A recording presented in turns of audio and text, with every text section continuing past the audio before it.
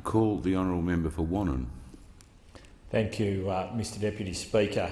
On behalf of the Parliamentary Joint Committee on Intelligence and Security, I table the committee's report entitled Review of Listing of Al-Murabitun as a Terrorist Organisation, and also the committee's annual reports for 2012-13 and 2013-14. These reports were presented out of session on 16 December 2015, and I would like to take the opportunity to make some remarks to the House about these committee reports. Is leave granted?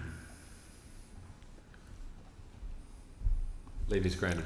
Leave is granted. The member for Wannon. Thanks, Mr Deputy Speaker. The Parliamentary Joint Committee on Intelligence and Security is required to provide to the Parliament an annual report on its activities. Over the period from 2012-13, the committee completed an inquiry into potential reforms to Australia's national security legislation, a review of the administration and expenditure of intelligence agencies for 2010-2011, and a review of the relisting of 5 terrorist organisations. The committee notes that many of the national security legislative changes brought forward in 2014 and those currently under consideration builds on the work performed by this committee in the 43rd Parliament.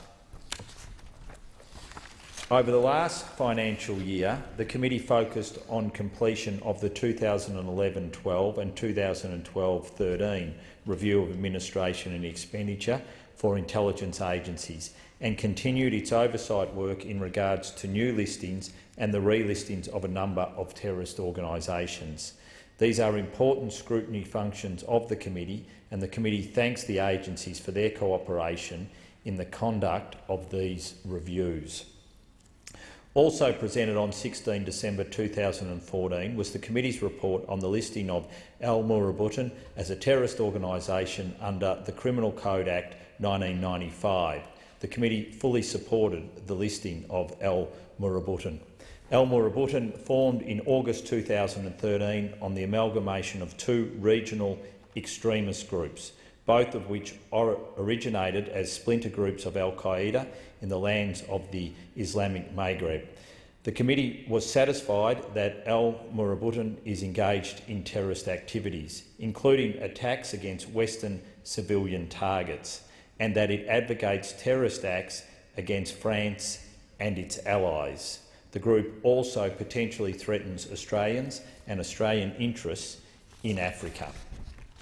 Al-Murabitun is not engaged in any peace processes and has been listed by the United Nations and a number of other governments. The group has pledged allegiance to Al-Qaeda's senior leadership. This is the first time the group has been listed as a terrorist organisation by the Australian government.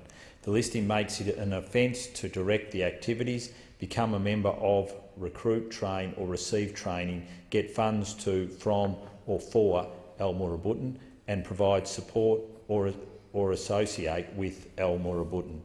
The committee supported the listing of this terrorist organisation as a terrorist organisation and did not recommend disallowance of the regulation.